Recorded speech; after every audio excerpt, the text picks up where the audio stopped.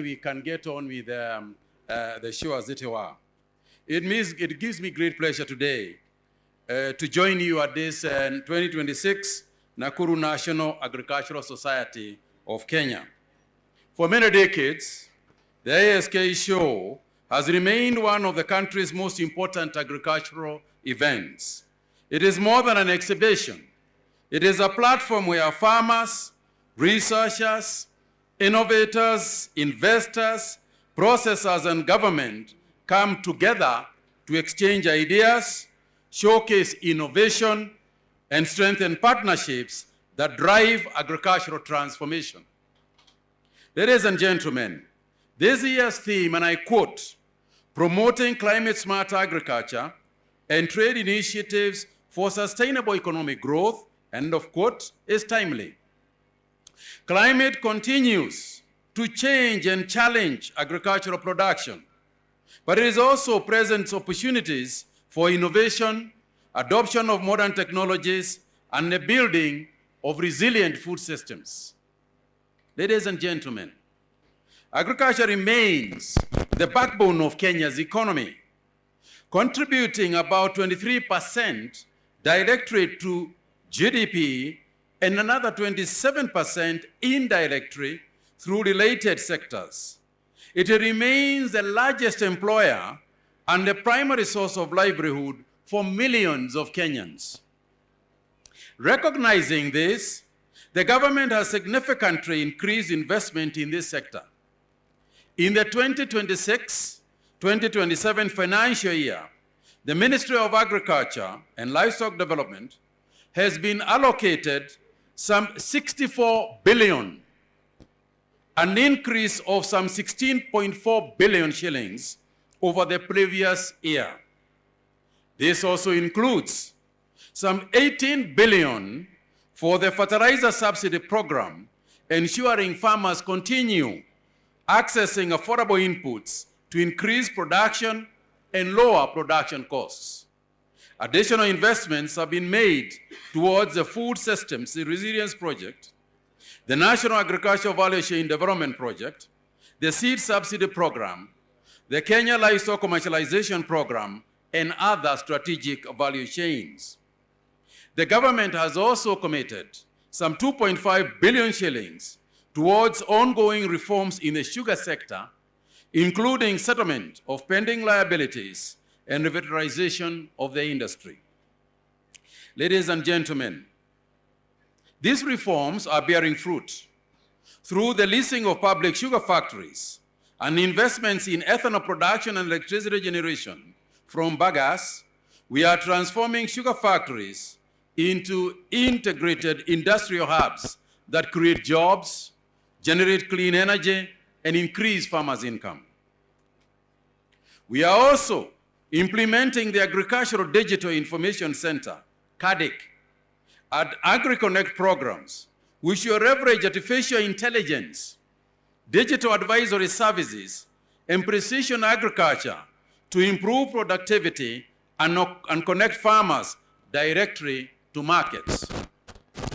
The future farmer will carry not only a hoe, but also a smartphone powered by data, innovation, and knowledge.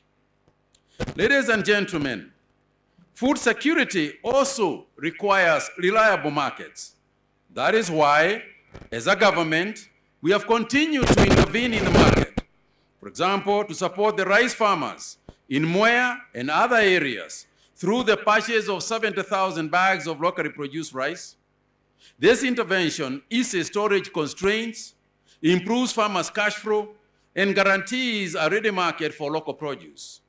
Our commitment remains to strengthen domestic production while ensuring Kenyan farmers enjoy profitable and dependable markets. Value addition remains central to our agricultural transformation agenda. For too long, Kenya has exported raw produce and imported finished products. We must instead create jobs and wealth through locally processing factories. Our goal is simple: more roasted coffee, branded Kenya tea, processed macadamia, processed potatoes, finished leather products, meat processing, and dairy processing.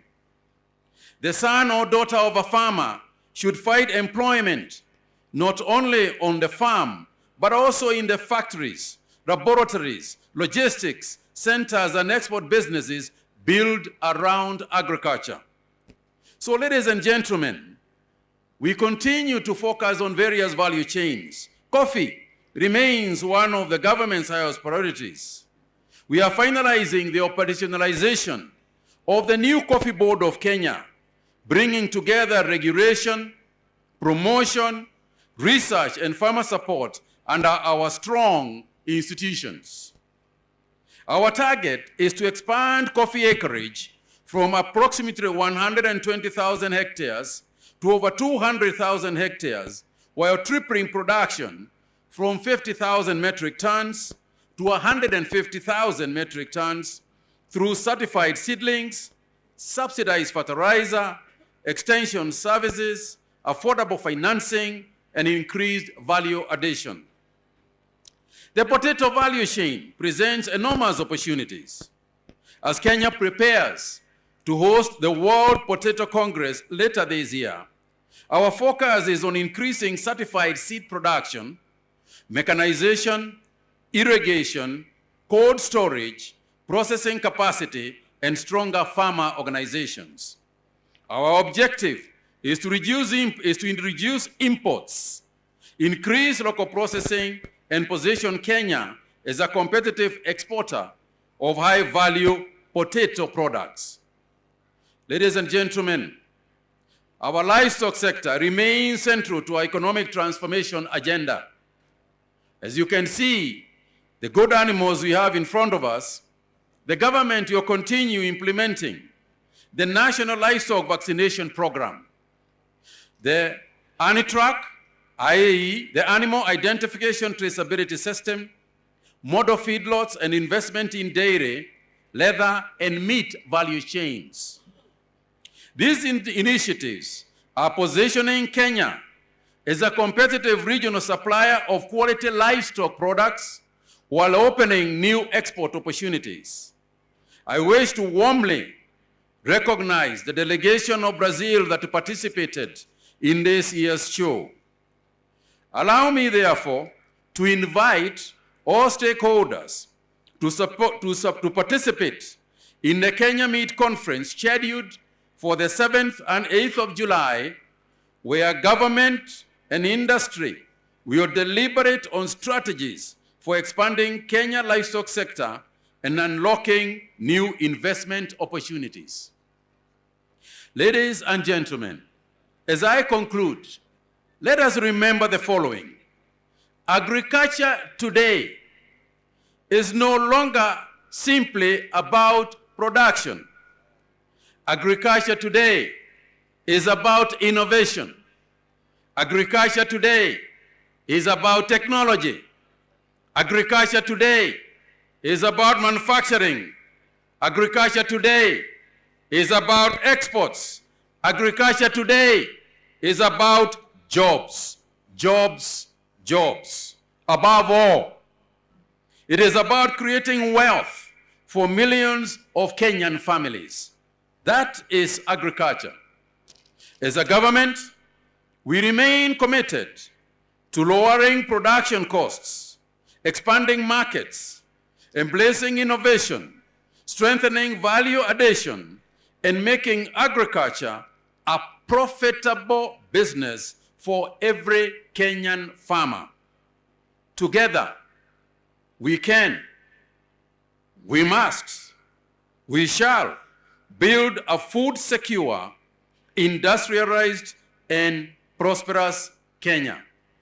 Before I sit down, ladies and gentlemen, let me deliver to you special greetings from His Excellency President William Samoei Ruto to you, the showgoers and the people of Nakuru County.